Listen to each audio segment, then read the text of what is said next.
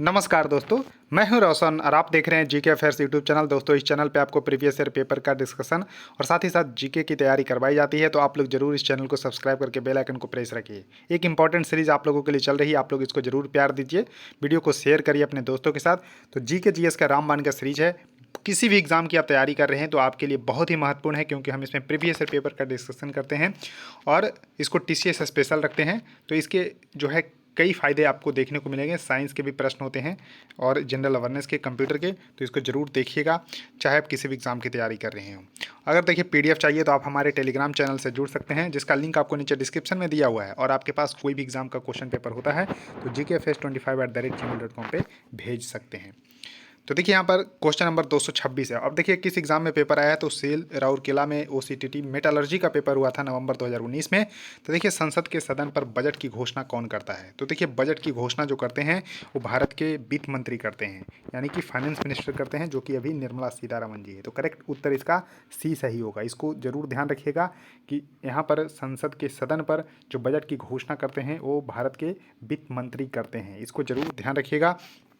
अब देखिए यहाँ पर जो एनुअल बजट होता है उसको प्रिपेयर करता है ministry of finance in the consultation with the NITI Aayog और other concern ministries. The budget division of the department of the economic affair in the finance ministry the nodal body responsible for the producing the budget. यानी कि कुल मिलाकर बोला गया है कि जो डिपार्टमेंट ऑफ इकोनॉमिक अफेयर्स होता है, यानी कि वित्त मंत्रालय में जो आर्थिक मामलों के विभाग होते हैं, वो बजट यहाँ पर तैयार करने के लिए जिम्मेदार होते हैं और इसको पेश करते हैं भारत के जो वित्त मंत्री होते हैं वो जो है करते हैं। और ये 1 फरवरी को जो है बजट अभी प्रस्तुत हो रहा है करंट टाइम में, तो इसको जरूर ध्यान रखिएगा। 1 फरवरी को बजट आता है। और क्या संविधान में बजट से रिलेटेड कोई अनुच्छेद है, तो देखिए बजट तो जिक्र नहीं किया गया है, लेकिन एनुअल फाइनेंशियल स्टेटमेंट यानी कि वार्षिक वित्तीय विवरण के रूप में अनुच्छेद 112 में है।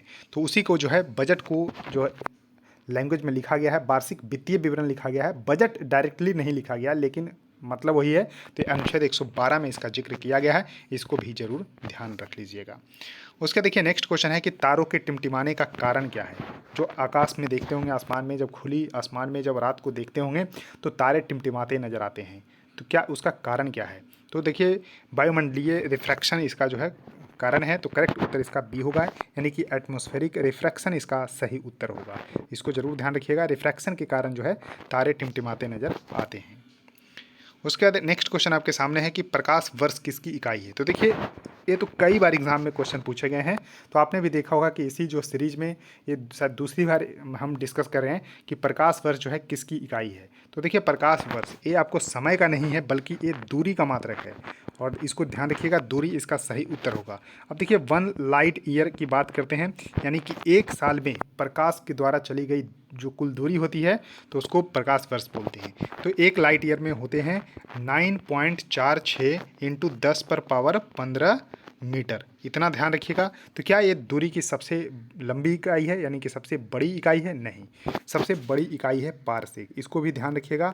अब देखिए पारसेक होती है सबसे जो बड़ी इकाई दूरी मापने की। तो पारसेक, एक पारसेक की अगर हम बात करते हैं तो होती है 3.26 लाइट ईयर। अब देखिए इतना लाइट ईयर है, इसको अगर लाइट ईयर रख देंगे 3.26 में तो 3.08 इंटू 10⁻16 मीटर होती है। तो इसको जो भी मैंने कैलकुलेशन बताए हैं इसको डायरेक्टली ध्यान रखिए कि 1 लाइट ईयर में 9.46 इंटू 10⁻15 मीटर, और पारसेक जो है दूरी मापने की सबसे जो है बड़ी इकाई है, जो कि एक पारसेक में होती है 3.26 प्रकाश वर्ष, और इसको मीटर में कन्वर्ट करेंगे तो 3.08 इंटू 10⁻16 मीटर होती है। तो इसको जरूर ध्यान रखिएगा।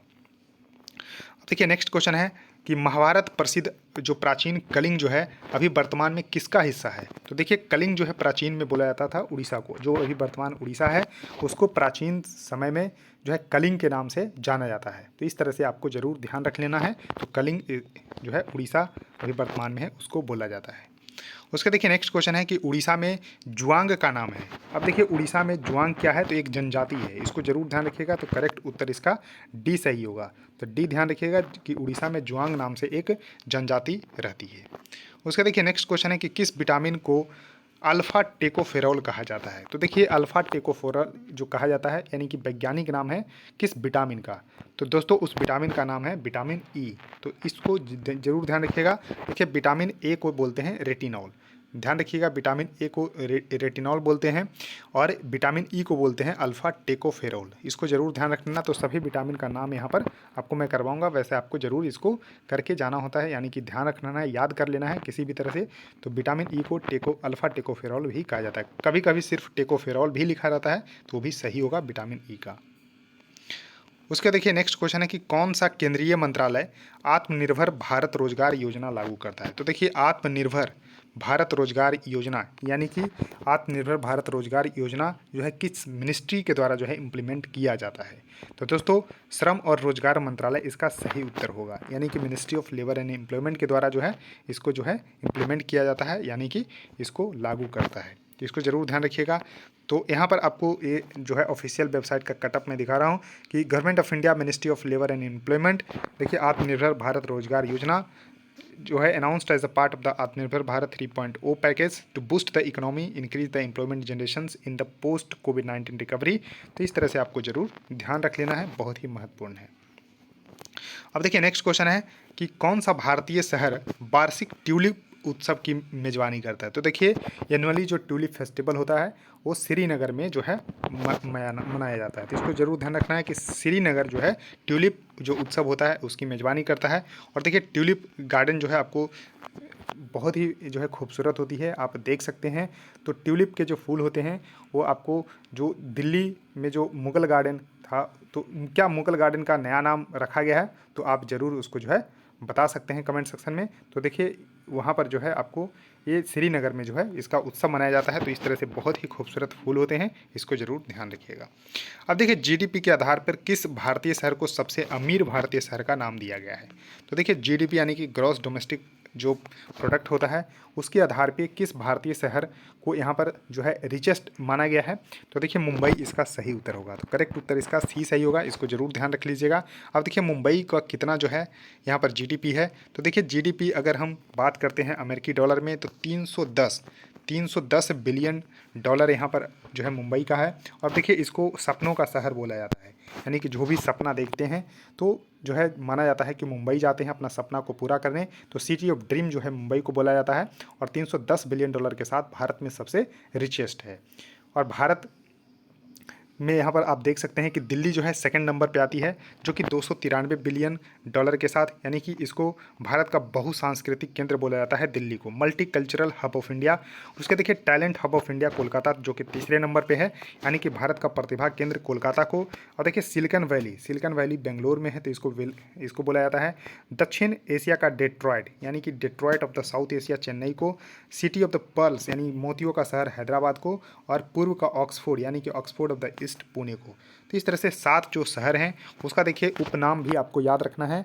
और रिचेस्ट तो मैंने बताया कि मुंबई है, सेकंड स्थान पे दिल्ली और थर्ड पे कोलकाता है। एक बार और ध्यान रख लीजिए, सपनों का शहर मुंबई, भारत का बहुसांस्कृतिक केंद्र दिल्ली, भारत का प्रतिभा केंद्र कोलकाता, भारत की सिलिकन वैली बेंगलोर, दक्षिण एशिया की डेट्रॉयट चेन्नई, मोतियों का शहर हैदराबाद और पूर्व का ऑक्सफोर्ड पुणे को बोला जाता है। उसका देखिए नेक्स्ट क्वेश्चन आपके सामने है कि सतलुज यमुना जो लिंक है नहर का विवाद है किन दो राज्यों के बीच में है। तो देखिए सतलज जो यमुना लिंक नहर का जो विवाद है वो पंजाब और हरियाणा के बीच देखने को मिलता है। तो करेक्ट उत्तर इसका सी होगा, पंजाब और हरियाणा इसका सही उत्तर होगा, इसको जरूर ध्यान रखिएगा, इसको इम्पॉर्टेंट है।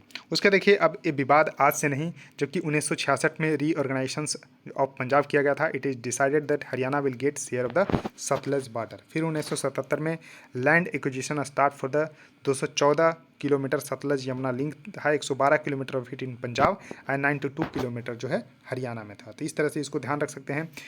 फिर 1980 में Haryana complete its portion, Punjab skip deadline moves Supreme Court repeatedly. 2004 में Supreme Court order Punjab to complete canal, state government passes act terminating water sharing pact, matter preferred to Supreme Court for the presidential जो है reference still pending.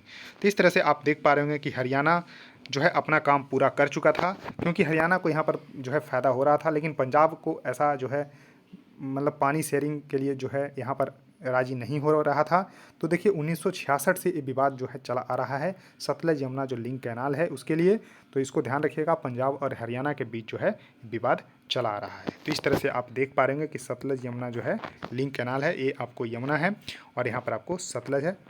तो इस तरह से आपको, और सतलज नदी पे ही भाखड़ा डैम जो है हिमाचल प्रदेश में बनाया गया है। तो इस तरह से आपको जरूर ध्यान रख लेना है। अब देखिए नेक्स्ट क्वेश्चन है। अब देखिए यूपीपीसीएल असिस्टेंट इंजीनियर सिविल में पूछा गया था 31/10/2022 को कि वैदिक शब्दावली में कृष्ण और शुक्ल दो प्रकार के होते हैं। तो देखिए कृष्ण पक्ष और शुक्ल पक्ष जो है आपने सुना होगा, तो उसी तरह से कृष्ण और शुक्ल जो है वैदिक शब्दावली में यजुर्वेद में देखने को मिलते हैं। तो करेक्ट उत्तर उसका होगा ए। अब देखिए 4 वेद हैं। सबसे प्राचीन वेद माना जाता है ऋग्वेद को, और सबसे बाद का वेद माना जाता है अथर्ववेद को।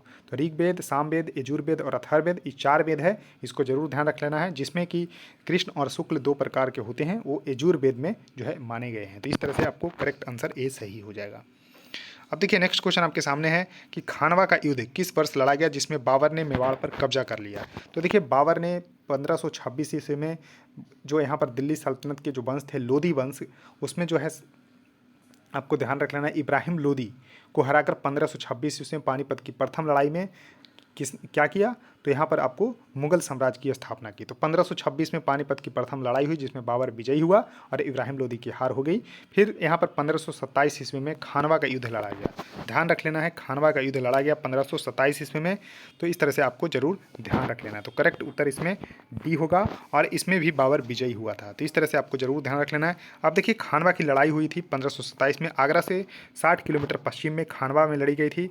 यह उत्तर भारत पर वर्चस्व के लिए बाबर की हमलावर तिमुरिड सेना और राणा सांगा के नेतृत्व वाले राजपूत संघ के बीच लड़ी गई थी। तो यहाँ पर राणा सांगा को बाबर ने हरा दिया था खानवा की लड़ाई में, और इस तरह से राजपूत संघ के बीच लड़ी गई और उन्होंने फिर मेवाड़ पर कब्जा कर लिया था बाबर ने। तो इस तरह से आपको जरूर ध्यान रख लेना है। तो 1526 में पानीपत की प्रथम लड़ाई, 1527 में यहाँ पर आपको जरूर ध्यान रख लेना है कि खानवा की लड़ाई जिसमें बाबर विजयी हुआ था, इन्होंने राणा सांगा को हरा दिया था। अब देखिए नेक्स्ट क्वेश्चन आपके सामने है कि किस भारतीय संवैधानिक संशोधन अधिनियम द्वारा 2 या 2 से अधिक राज्यों के लिए एक सामान्य उच्च न्यायालय का प्रावधान किया गया था। तो इसमें अब सोचने वाली बात है कि भारत में अभी 25 हाई कोर्ट हैं, और भारत में राज्य कितने हैं, 8, और यूटी यानी कि केंद्र शासित प्रदेश कितने हैं, तो यहाँ पर 8 है। यानी कि 28 और 8 कुल मिलाकर 36 हैं। तो यहाँ पर जो हाई कोर्ट है वो 25 है। तो क्या एक राज्य के लिए एक हाई कोर्ट है? नहीं। तो ऐसा जो है पहले ही प्रावधान कर लिया गया था 7वां संविधान संशोधन 1956 के द्वारा। तो करेक्ट उत्तर इसका जो है डी होगा। 7वां संशोधन अधिनियम 1956 के द्वारा जो है ये प्रावधान किया गया था कि 2 या 2 से अधिक राज्यों के लिए एक समान उच्च न्यायालय का प्रावधान किया गया। तो इस तरह से आप जरूर ध्यान रख सकते हैं, बहुत ही इंपॉर्टेंट है। क्या आप बता सकते हैं कि आपके राज्य में उच्च न्यायालय है या नहीं है? अगर है तो फिर उसका जो है यानी कि हाई कोर्ट कहाँ पर है, किस शहर में है, और नहीं है तो फिर किस राज्य में है और कहाँ पर है। तो इस तरह से आप बता सकते हैं। तो देखिए पहला संविधान संशोधन 1951 में किया गया था जिसमें 9वीं अनुसूची जोड़ी गई थी, इसको जरूर ध्यान रख लेना है। दूसरा जो है 1952 में किया गया था, और यहाँ पर 12वां 1962 में, और 7वां जो है बहुत ही इंपॉर्टेंट है, तो इस तरह से 1956 में इसको किया गया था। तो करेक्ट उत्तर इसका डी सही होगा, इसको जरूर ध्यान रख लीजिएगा। अब देखिए नेक्स्ट क्वेश्चन आपके सामने है कि स्वर्ण सिंह समिति ने निम्नलिखित में से किसे भारतीय संविधान में शामिल करने की सिफारिश की थी।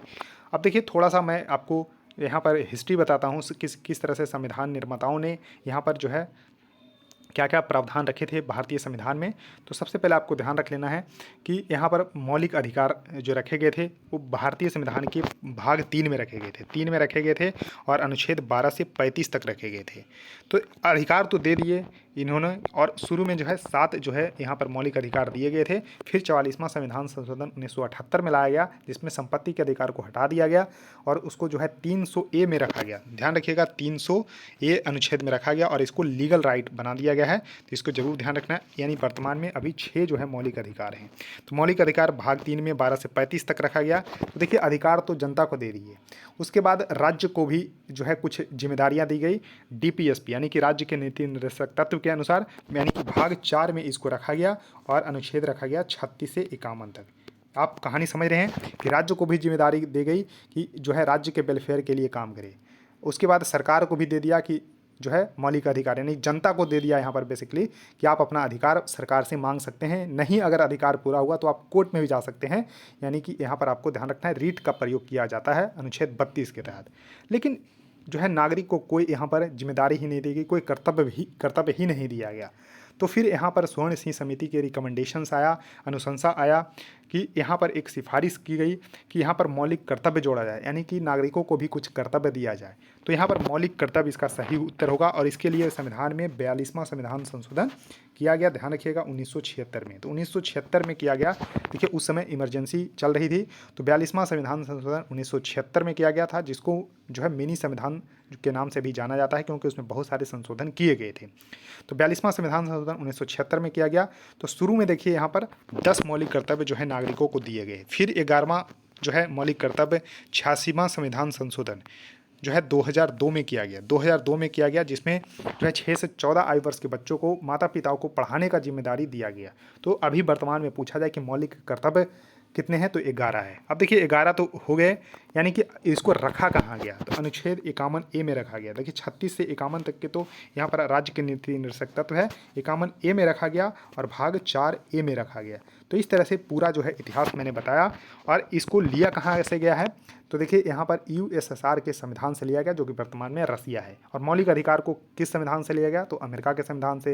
राज्य के नीति निर्देशक तत्व कहाँ से लिया गया, तो आयरलैंड के संविधान से। तो पूरी जानकारी मैंने दिया है, अगर अच्छा लगे तो ज़रूर लाइक कर दीजिएगा। अब देखिए नेक्स्ट क्वेश्चन आपके सामने है कि भारत में Indian infrastructure finance company limited की स्थापना किस वर्ष की गई। तो देखिए भारत में जो है यहाँ पर आपको ध्यान रख लेना है कि 1990-91 में LPG रिफॉर्म लाए गए, यानी कि लिबरलाइजेशन, प्राइवेटाइजेशन और ग्लोबलाइजेशन। तो देखिए यहाँ पर तब भी जो है इंफ्रास्ट्रक्चर डेवलपमेंट नहीं किए जा रहे थे, तो यानी उस तरह से नहीं किए जा रहे थे जिस तरह से भारत सोच रहा था। तो इसलिए भारत सरकार ने Indian infrastructure finance company limited जो है बनाई 2006 में। तो 2006 इसका सही उत्तर होगा। तो करेक्ट उत्तर इसका डी सही होगा। Indian infrastructure finance company limited 2006 में बनी और ये भारत सरकार की कंपनी है, इसको जरूर ध्यान रख लीजिएगा। 2006 इसका सही उत्तर होगा। तो दोस्तों यहाँ पर जो है इतना ही रखता हूँ इस वीडियो में। आई होप आपको इस सीरीज बिल्कुल पसंद आ रही होगी, तो जरूर लाइक कर दीजिएगा। देखिए वीडियो को जितना शेयर कर सकते हैं दोस्तों करिए, क्योंकि सपोर्ट आप लोग करेंगे तभी जो है एक कंटेंट लगातार आप लोगों को फ्री ऑफ कॉस्ट मिलता रहेगा। चैनल को जरूर सब्सक्राइब कर लीजिए और बेल आइकन को प्रेस रखिए। सो थैंक यू दोस्तों, इस वीडियो में इतना ही। धन्यवाद।